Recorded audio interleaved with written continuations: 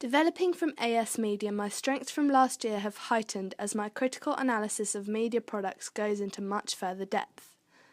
As well as the media technology as I had utilised previously, others in addition have given me the ability to present products of my own to the best quality, employing a sense of importance, acknowledging the equipment available.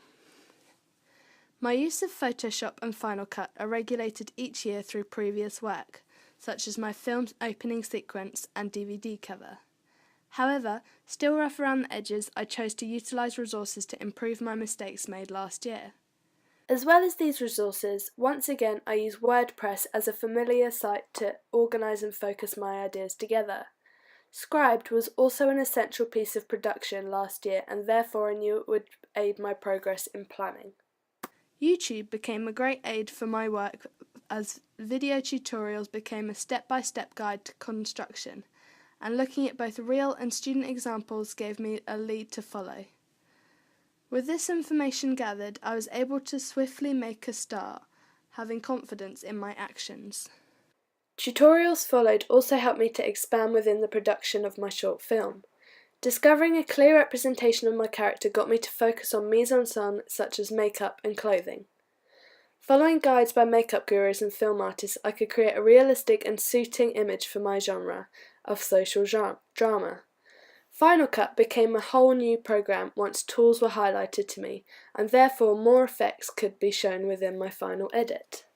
Colour, sound, pace and picture were experimented with throughout this process, making me much more confident in my use of the program, and furthering my planning and construction stages.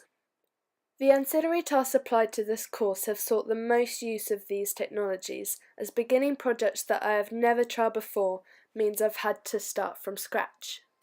Using Photoshop wasn't as hard as I expected after viewing images of other social drama posters. Other than the main titles, the grounding, desolate image used for my poster was plenty to convey the emotive story of my short film. Creating titles, however, used colour development and experimentation in shadow. If I wished for my titles to be as prominent as my image, I had to make sure it would withstand the genre's conventions as well as audience approval, making it look as realistic as possible. DaFont was the website I used to create my titles, and focusing on sans serif, cutting-edge style, to portray the film's connotation, I searched thoroughly through my options. It may have seemed like a simple task, but with a huge variety, it was a risk to take that I would either choose something tacky and inappropriate or boring and lacking an individual and unique touch.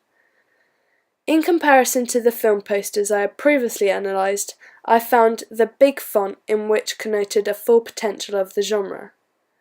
In addition to this, the Photoshop shadowing tool made an echoing effect that would involve the presence of the title into the poster. InDesign was a whole new program to me, and it was hard to visualise how I was to create a realistic review that would employ all of the necessary factors. However, once I looked back upon my images of previous reviews by Empire magazine, I attempted to work on composition, layout and writing, putting all of the programs to use that I had started using in the production process. All the tools available were relatively accessible, and with a basic symmetrical linear layout to follow, the procedure took no time at all. However, the fonts need to be found once again to create a realistic image.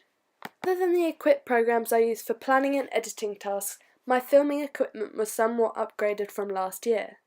Most of my footage from my opening sequence was clear and refined. However, the picture when edited tended to create a grainy, undefined finish. So say hello to my little friend, the SD card. This year I used an updated version of SanDisk with 32GB storage in comparison to the 8GB I used last year, as well as swapping the Canon Legra HF-R46 in exchange for my own Nikon D1300. This tightened definition and create positive impact on my film overall.